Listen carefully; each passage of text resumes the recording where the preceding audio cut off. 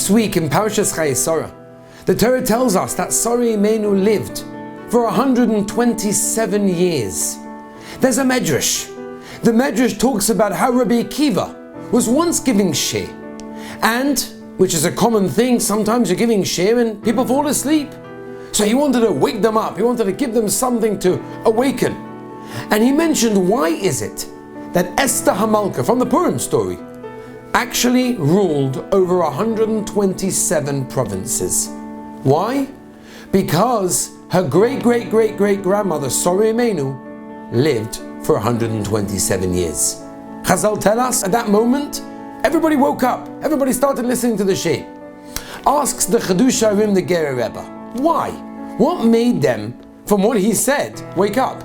What exactly did it do? And he said a very important thing. What Rabbi Akiva was actually doing was he was saying, think about time.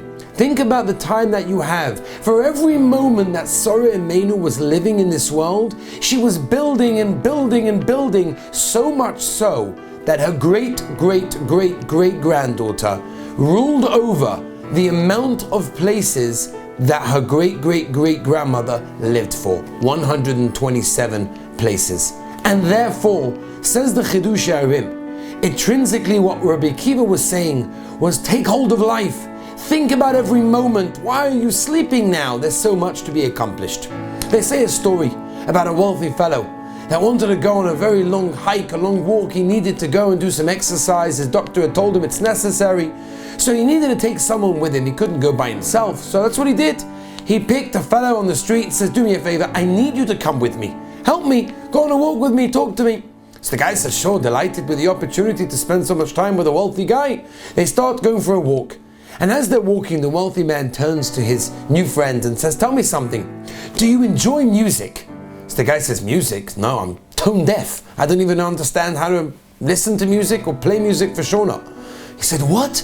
You're missing out on 25% of life. You have nothing. 25% of life you're missing out because you don't have music. Music is so amazing. Okay. He continues walking. He says, tell me something. Do you know languages? So the guy says to the wealthy fellow, languages? I can barely speak English, never mind anything else. I don't know any languages.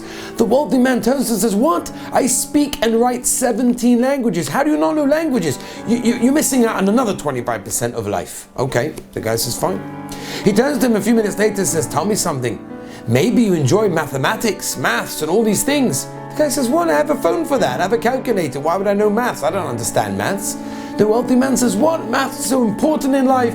You're missing another 25%. So he says, okay, so altogether I'm missing 75% of life. I think I'm living pretty well. A few minutes later, they hear a crack.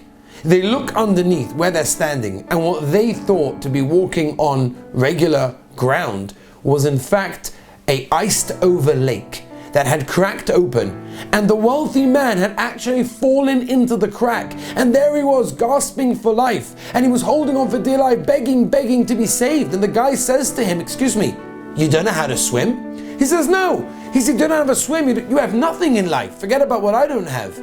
And the truth is that so many times in our lives we think we know what's important, but we don't really utilize the wonderful life that the Rabbi Shem gave us. This week's parasha tells us in Parshas Chayei Sara, take hold of every moment, utilize every moment of building and building, because what we build in this world helps us not only in this world, but also in the next world. Have a beautiful Shabbos.